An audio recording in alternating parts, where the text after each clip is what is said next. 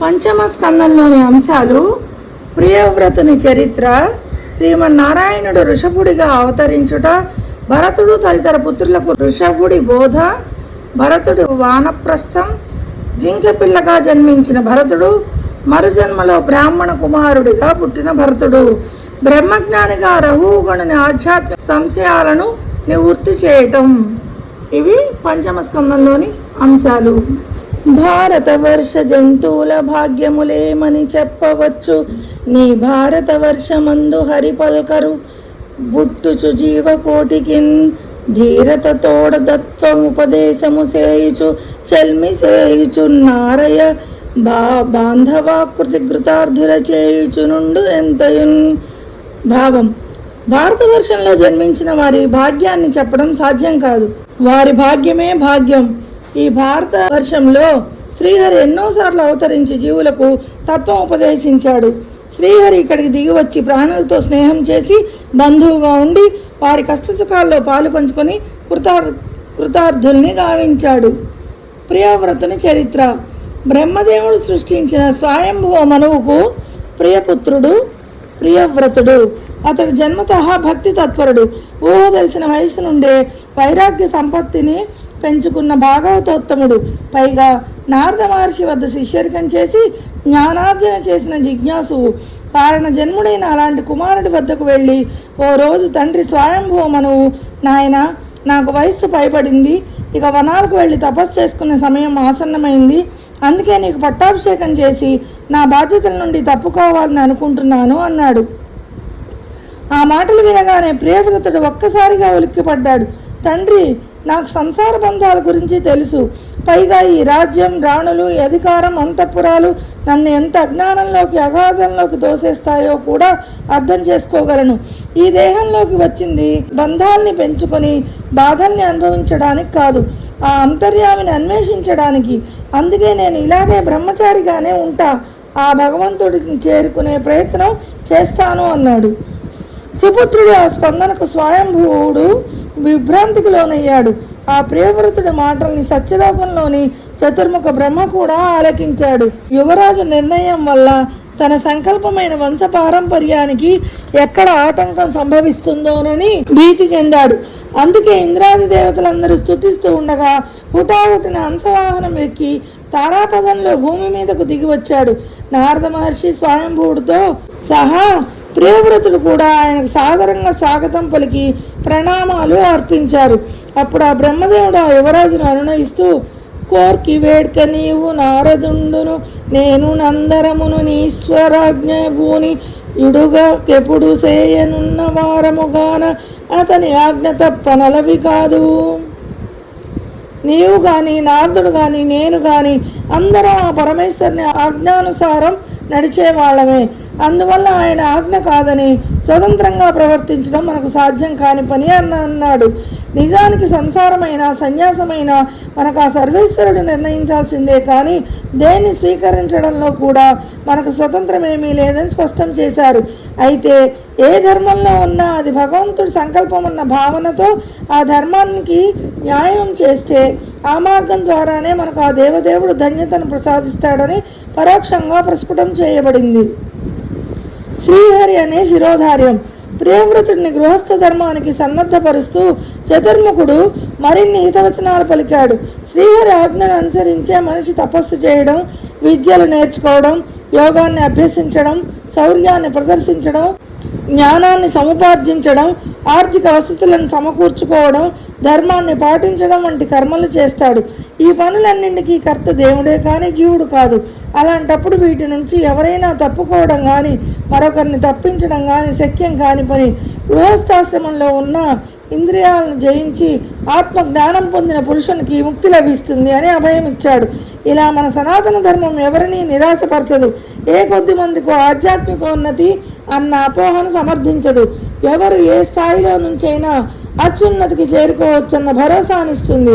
అంతా భగవంతుడు ఇచ్చేని శిరసావహిస్తే మార్గాన్ని ఆయనే సుగమం చేస్తాడని సూచిస్తుంది. అందుకే భగవాన్ శ్రీ రామకృష్ణ పరమహంస కూడా సంసార బంధం, ముక్తి రెండు భగవదాధీనాలు. ఆయనే మనల్ని సంసారంలో అజ్ఞాన స్థితిలో ఉంచాడు. ఆయనే ఇష్టపడి మనల్ని పిలిచినప్పుడు ముక్తి కలుగుతుంది. పిల్లవాడు ఆడుకోవడానికి వెళ్తాడు. భోజన సమయం కాగానే తల్లి అతన్ని పిలుస్తుంది.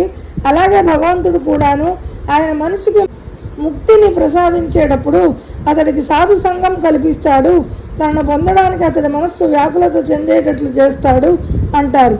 ఆ చరణారవిందాలను ఆశ్రయించి సంసారంలోనే ఉంటూ ఆ సర్వేశ్వరుని సాక్షాత్కరించుకునే సులభ మార్గాన్ని కూడా విరించి అంటే బ్రహ్మదేవుడు విరించి ప్రియవ్రతుడికి సవివరంగా చెప్పాడు. విరోధులను గెలవడానికి సిద్ధమై మేటి కోటలోనే ఉండి శత్రువులను జయించినట్లుగా శ్రీనారాయణ శరణారవిందములను దుర్గంబాశ్రయించి యరిషడ్వర్గంబు జయించి ముక్త సంగుండవై ఈశ్వర కల్పితంబులకు భోగంబులను అనుభవించి ముక్తిం చెందు. ముక్తి కోరే పురుషుడు గృహస్థాశ్రమంలో ఉంటూ శ్రీమన్నారాయణుని శరణారవిందాలనే కోటను ఆశ్రయించి కామ క్రోధాదులనే అరిషడ్వర్గాన్ని జయిస్తాడు. అలాగే నీవు కూడా ఈశ్వర కల్పితాలైన సుఖాలను అనుభవిస్తూ ముక్త సంగుడవై ముక్తి దక్కించుకోవయ్యా అన్నాడు. భగవంతుని పాదాలను పట్టుకుంటే చాలు, సంఖ్యలలా ఉన్న ఎన్ని సంసార బంధాలైనా ఇట్టే సడలిపోతాయి. ఇలా ఇల్లు ఇల్లాలు పిల్లల మధ్య ఉంటూ కూడా నాటికి నేటికి సర్వసంగ పరిత్యాగుల కన్నా సర్వోన్నతమైన స్థితికి చేరుతున్న మహానుభావులు ఎందరో, వారికి కలుగుతున్న భగవద్ దర్శనాలు ఎన్నెన్నో. ఉదాహరణకు భగవాన్ శ్రీ రామకృష్ణుల ప్రత్యక్ష గృహస్థ శిష్యులు పూర్ణచంద్ర ఘోష్, భవనాథ్ చటోపాధ్యాయ లాంటి వాళ్ళు కూడా గురుదేవుల దర్శనంతో భగవంతుడిపై వ్యాకులతను పెంచుకొని వివాహానికి విముఖత చూపారు. కానీ సంసారంలో గుప్త యోగిలా జీవించాలన్న శ్రీరామకృష్ణుల సూచన మేరకు గృహస్థ ధర్మంలోకి ప్రవేశించారు.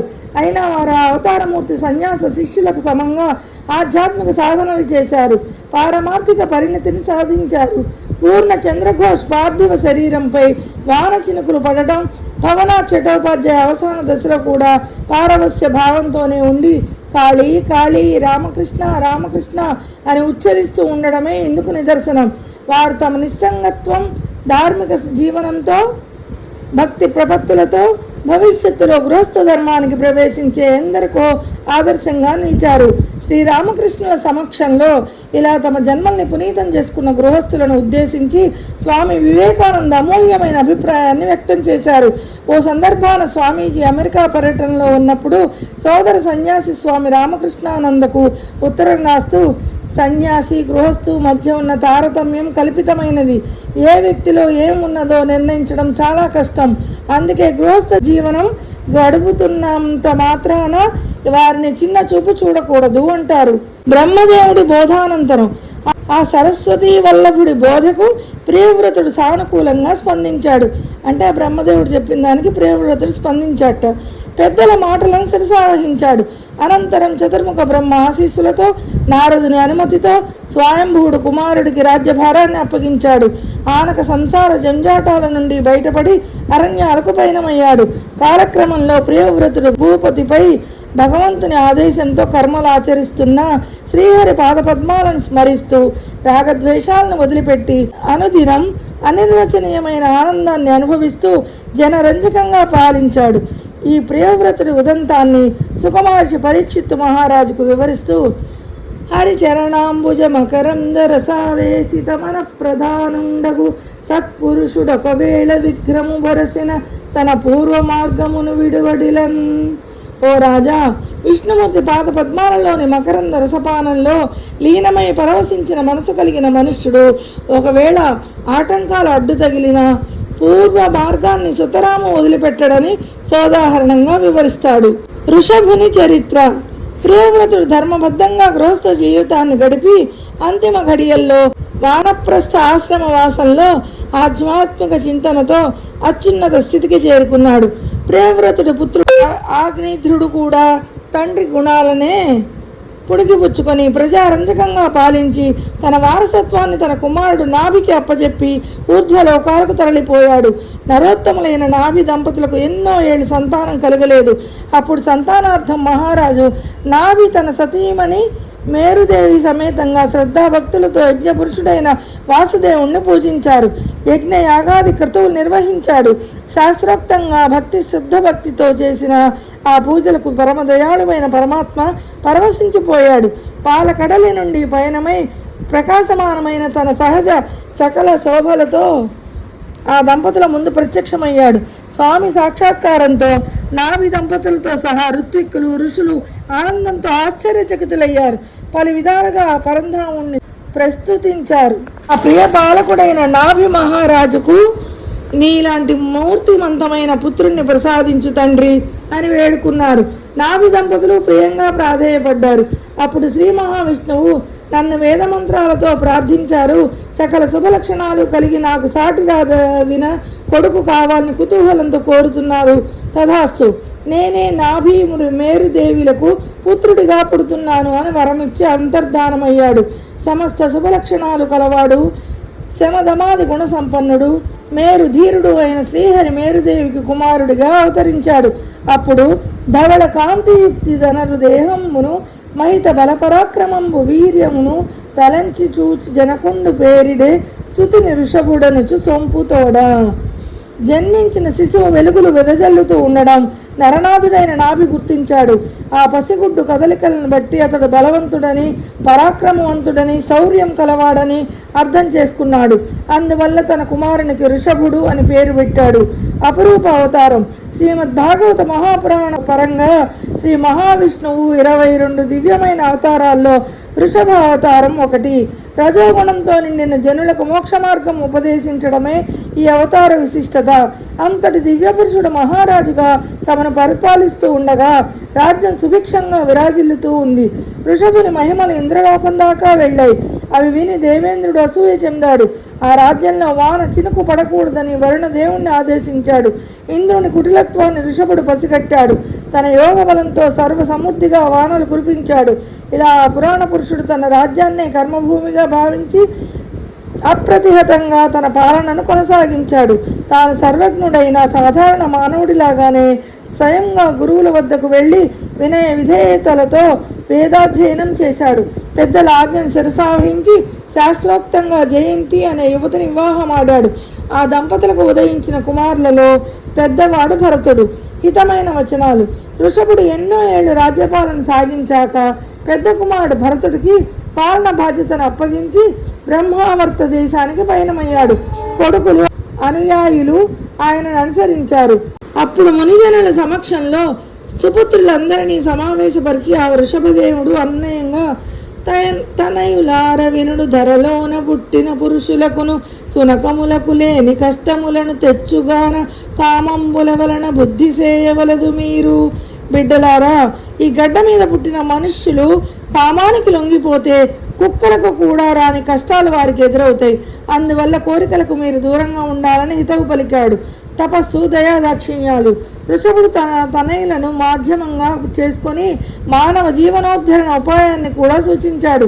ధార్మిక జీవనం, దయాదాక్షిణ్యాలు మన జీవనయానాన్ని సుసంపన్నం చేస్తాయని స్పష్టం చేస్తాడు. ఆ అమూల్య అభిభాషణలో భాగంగా ప్రియపుత్రులతో నరులకు నేత పంబునంత సుఖములు గల్గుచుండు శ్రీకరమతి నాథ పంబుదగ గైకొని చేసిన బ్రహ్మ సౌఖ్యముందిరముగ కల్గు వృద్ధులను దీనుల బ్రోవుడు దుష్ట వర్తనం జరుగుచునుండు కాముకుల సంగతి పోకుడు మీద మేలగున్. తపస్సు వల్ల మానవులకు తరగని సుఖం కలుగుతుంది. అలాంటి తపస్సు అవలంబిస్తే బ్రహ్మానందం తప్పక సిద్ధిస్తుంది. వృద్ధులను దీనులను దయతో కాపాడండి. చెడు మార్గాలలో నడిచే కాముకుల సహవాసం పూర్తిగా వదిలిపెట్టండి. మీకు శుభం కలుగుతుందని పునరుద్ఘాటిస్తాడు. ఇలా పారమార్థికతను, పరోపకారాన్ని జమిలి ధర్మాలుగా ఆ అవతార పురుషుడు అభివ్యక్తం చేస్తున్నాడు. అందుకే ఓ సందర్భంలో దివ్యజనని శారదాదేవి కూడా సత్కర్మలు చేస్తే నీ పాపం తగ్గుతుంది, తపస్సు, ధ్యానం, జపం, దైవచింతన మూలంగా పాపాలను తగ్గించుకోవచ్చు అంటారు. ఆ మహానుభావుడు ప్రవచించినట్టు హృదయాన్ని విశాలం చేసుకుని నిస్సహాయులైన వృద్ధులను, వ్యధితులను ఆదరించడం, ఆధ్యాత్మిక జీవనంపై అనురక్తిని పెంచుకోవడం మన పాపరాశిని భస్మం చేస్తాయి. అంతేకాకుండా దుర్జనుల సహవాసం నుంచి మనం ఎంత త్వరగా దూరమైతే మన జీవన సరళి కూడా అంత పవిత్రమవుతుంది.